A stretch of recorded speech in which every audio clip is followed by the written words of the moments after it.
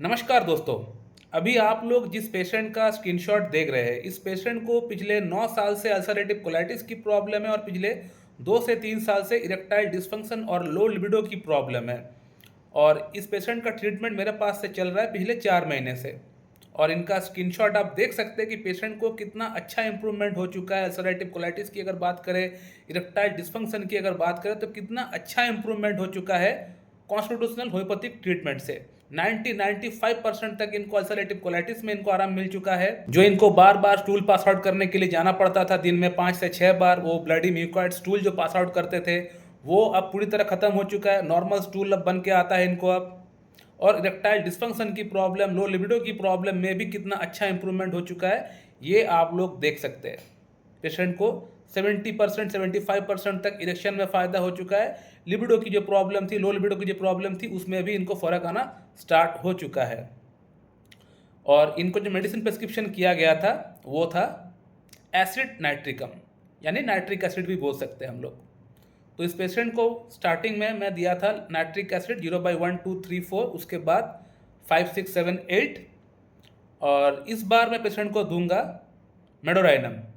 Medorrhinum इसलिए दूंगा क्योंकि इनका जो केस है, अब मुझे वाइंड अप करना पड़ेगा। अब केस को वाइंड अप करना अगर है, तो उसकी जो प्रोसेस है, वो प्रक्रिया स्टार्ट मैंने किया हुआ है।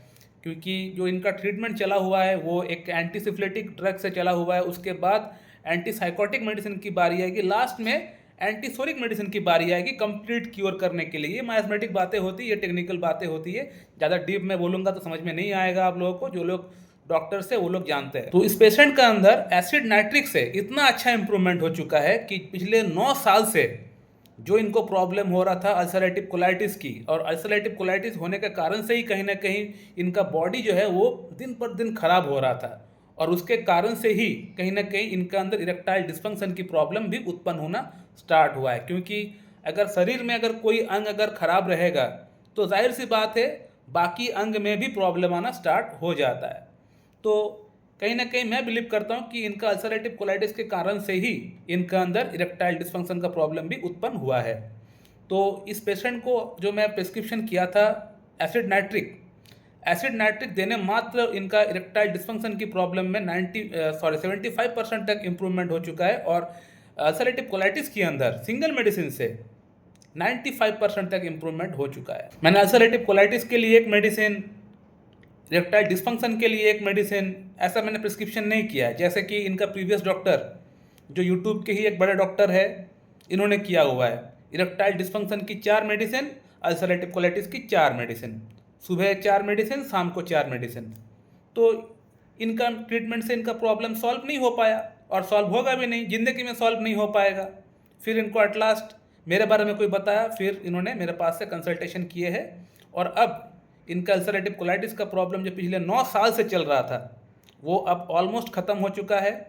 और इनका इरेक्टाइल डिस्फंक्शन का प्रॉब्लम भी अब ऑलमोस्ट ठीक हो चुका है। इस बार पेशेंट को मैं दूंगा मेडोराइनम इसलिए दूंगा क्योंकि इनका पैरों में अब जलन हो रहा है, कमर में थोड़ा दर्द हो रहा है, पेन हो रहा है, और गले के आसपास वाट से मस्सा है।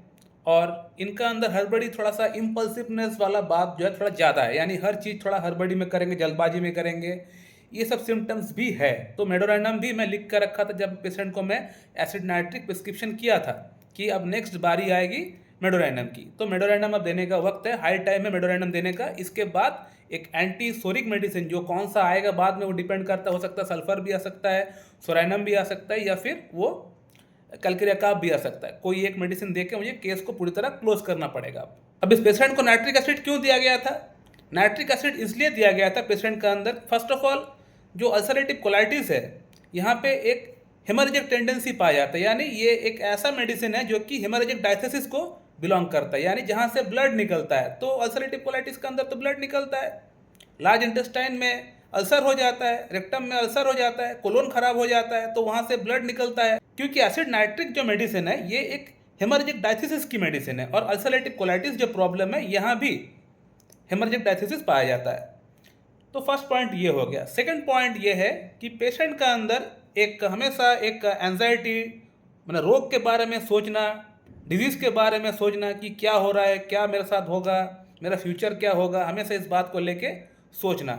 तो ये जो सिम्टम है, जो मेंटल सिम्टम है पेशेंट का अंदर पाया गया है और एसिड नाइट्रिक का अंदर ये सिम्टम है। इसके अलावा एसिड नाइट्रिक का जो पेशेंट होता है ये बड़ा रिवेंजफुल व्यक्ति होता है, यानी इसको बदला लेना होता है, यानी इसके साथ अगर कोई कुछ खराब करेगा तो वो उसको हार्म पहुंचाए बिना वो रह नहीं पाता है, या फिर अगर हार्म नहीं भी पहुंचाता तो कम से कम सोचता है कि मुझे अगर मौका मिल जाए तो इसको मैं देख लूँगा। तो इस प्रकार का जो थॉट्स है ये एसिड नाइट्रिक का अंदर पाया जाता है और इस पेशेंट का अंदर भी पाया गया है। एसिड नाइट्रिक का जो पेशेंट होता है इनको मीट खाने की इच्छा बहुत ज़्यादा होता है, just like causticum, just like lilium tig. तो एसिड नाइट्रिक का अंदर मीट खाने की इच्छा बहुत ज़्यादा होता है और मिल्क से डिजएग्री है, यानी मिल्क इनको पसंद नहीं होता है, मिल्क इनको सहन नहीं होता है और जल्दी इनको सर्दी जुकाम इनको जल्दी लग जाता है, कैचेस कोल्ड इजीली, बहुत जल्दी इनको सर्दी लग जाता है। और इसका जो पेशेंट होता है वो गालियाँ बकता है। एनाकार्डियम का पेशेंट, कैमोमिला का पेशेंट, हायोसमस का पेशेंट, लेग कैनाइनम का पेशेंट, एसिड नाइट्रिक का पेशेंट ये गाली बकता है। इसके अलावा इस पेशेंट का प्राइवेट पार्ट में एक मस्सा है, एक वाट है और उस वाट में से खून निकलता है। जब वो संभोग करने के लिए जाते हैं, थोड़ा लग जाता है तो वहाँ से खून निकलता है। तो ये भी सिम्टम मैच किया, क्योंकि एसिड नाइट्रिक का जो वाट्स होता है, जो पिंपल्स होता है, वहाँ से खून निकलता है, थोड़ा सा खारिश करने पर पिंपल निकलता है, सॉरी खून निकलता है। तो ये जो सिम्टम है ये भी मैच किया एसिड नाइट्रिक के लिए। तो कहीं ना कहीं ये जो पेशेंट है, इस पेशेंट का अंदर एक हेमरेजिक डायथिसिस चल रहा है और हमारा जो दवा का सिलेक्शन जो हम किए हैं एसिड नाइट्रिक, ये भी कहीं ना कहीं उसी कैटेगरी का दवा है और जो स्पेयर ऑफ एक्शन है इसको भी ये मैच कर रहा है। तो हर एंगल से हमारा जो दवा है वो वेल सेलेक्टेड मेडिसिन है।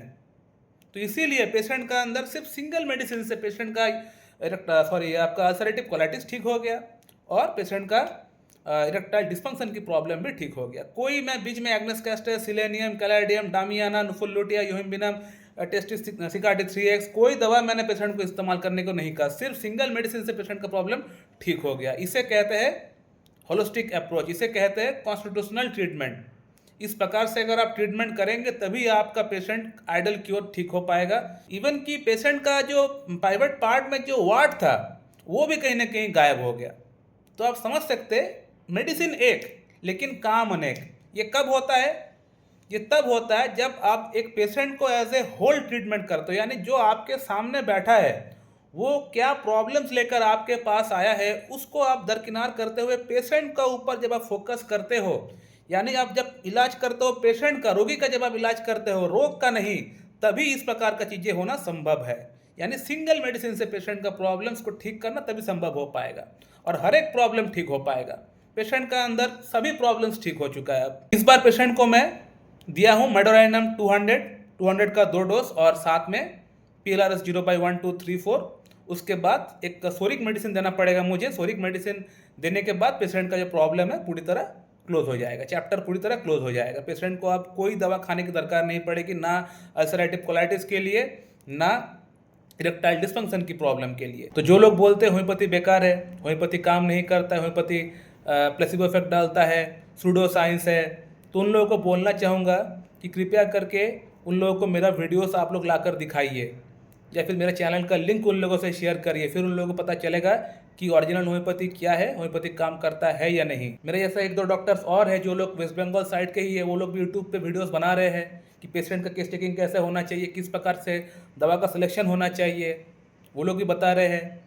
तो बहुत अच्छा काम कर रहे हैं वो लोग। लोगों को पता होना चाहिए कि ओरिजिनल होम्योपैथी क्या है, कैसा काम करता है, ये पता होना चाहिए। मैं रिक्वेस्ट करना चाहूँगा कि जो लोग क्लासिकल होम्योपैथ है आप लोग भी आगे आइए, सिर्फ वीडियोस को ना देखें, वीडियोस आप लोग बनाइए भी, ताकि लोगों को पता चले कि ओरिजिनल होम्योपैथी क्या है, किस प्रकार से प्रैक्टिस करना चाहिए। क्योंकि लोग आज भी ये सोचते हैं कि जो लोग 8, 10, 15, 20 मेडिसिन एक साथ प्रिस्क्रिप्शन करते हैं वो ओरिजिनल होम्योपैथी है। क्लासिकल होम्योपैथी के बारे में लोगों को पता नहीं होता है, क्योंकि मोस्ट प्रोबेबली 95% जो क्लासिकल होम्योपैथी के बारे में लोग जानते ही नहीं है, सोचते हैं क्लासिकल होम्योपैथी बोल के कुछ है ही नहीं। मैं अगर कोई पेशेंट को सिंगल मेडिसिन देता हूं तो पेशेंट मुझे उल्टा सवाल करता है, डॉक्टर साहब मैंने आपको इतने सारे प्रॉब्लम्स बताए, आप मुझे सिर्फ एक मेडिसिन दिए, ऐसा कैसे हो सकता है कि एक मेडिसिन से मेरा सारी प्रॉब्लम्स ठीक हो जाए। तो पेशेंट को पता तक नहीं है कि ओरिजिनल होम्योपैथी क्या है, किस प्रकार से प्रैक्टिस होना चाहिए। क्यों पता नहीं है? क्योंकि यूट्यूब के जो सो कॉल्ड डॉक्टर्स है वो लोगों ने यही परसेप्शन चलाए है, यही जो है एक सोच चलाया हुआ है कि होम्योपैथी मतलब 8, 10, 15, 20 मेडिसिन आप लोगों को लेना पड़ेगा। ये परसेप्शन चलते हुए आ रहा है, बहुत पहले से चलते हुए आ रहा है, तो लोगों को लगता है कि यही सच है, यही ठीक है। यानी एक सोच, एक परसेप्शन बन चुका है जो कि गलत है, और इस परसेप्शन को, इस सोच को बदलना पड़ेगा। हम सबको एक साथ मिलकर ये काम करना पड़ेगा, और ये तभी हम लोग कर पाएंगे जब हम लोग ओरिजिनल होम्योपैथी के बारे में लोगों को बताएंगे।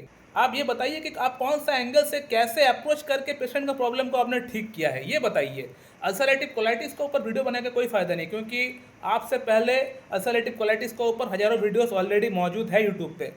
तो वो जो पेशेंट आपके पास आपका वीडियोस देख रहा है, उससे आपसे पहले वो ऑलरेडी उसको पता है कि अल्सरेटिव कोलाइटिस क्या है।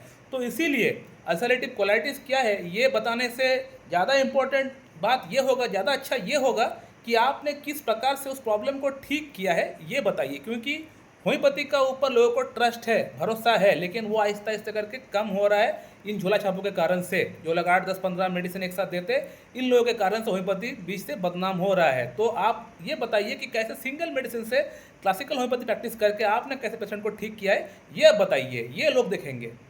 सो माय डियर फ्रेंड, मैं इस वीडियो को यहीं पेंड करता हूँ। अगर आप लोगों के मन में कोई प्रश्न है तो आप लोग कर सकते हैं। So thank you very much and have a good day.